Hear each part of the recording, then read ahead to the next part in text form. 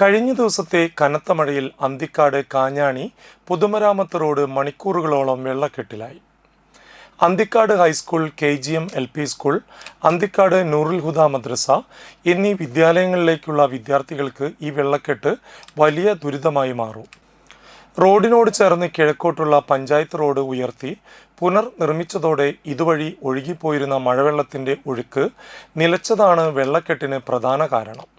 മഴവെള്ളമൊഴുകി പോകുന്നതിനാവശ്യമായ കാര്യങ്ങൾ ചെയ്തില്ലെങ്കിൽ വെള്ളക്കെട്ടിന് സമീപത്തെ വ്യാപാര സ്ഥാപനങ്ങളിലേക്ക് വെള്ളം കയറുമെന്ന് വ്യാപാരിയായ ജുഗ്നു ഷാജി പറഞ്ഞു. പള്ളി തൊട്ട് KGM സ്കൂളിൻ്റെ കയറ്റി വരെ ഫുൾ വെള്ളമാണ്. മഴ പെയ്താൽ മുട്ടിന് മേലെ വെള്ളമാണ്. കടലിലേക്ക് വെള്ളം കയറുന്ന അവസ്ഥയാണ്. വണ്ടികളൊക്കെ പോകുമ്പോൾ കടലിലേക്ക് വെള്ളം അടിച്ചു കയറുന്ന അവസ്ഥയാണ്. അപ്പോൾ ഇതിനൊരു പരിഹാരം ഇതുവരെ ഉണ്ടാക്കില്ല. ഇത് PWD റോഡാണ്.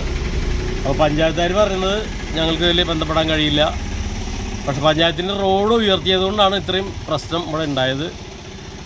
കടലിലേക്ക് വെള്ളം കയറുന്ന അവസ്ഥ ഉണ്ടായത് ഈ പഞ്ചായത്ത് റോഡ് ഇത്രയധികം ഉയർത്തിയ കാരണമാണ്. അത് ഉയർത്തുമ്പോൾ നല്ല രീതിയിൽ കാന നിർമ്മിച്ചില്ല.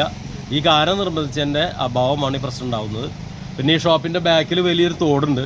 ആ തോടെല്ലാം ആളുകൾ അവരാരുടെ ആവശ്യത്തിന് ചെറുതാക്കി കൊണ്ടുവരികയും ഓവ് വയ്ക്കുകയും അതുപോലെ തന്നെ അതിലൂടെ വെള്ളം പോകാൻ പറ്റാത്ത രീതിയിൽ കച്ചറകൾ കൊണ്ടുവന്ന് നിറയുകയും വലിച്ചിടുകയൊക്കെ ചെയ്തിരിക്കുകയാണ്.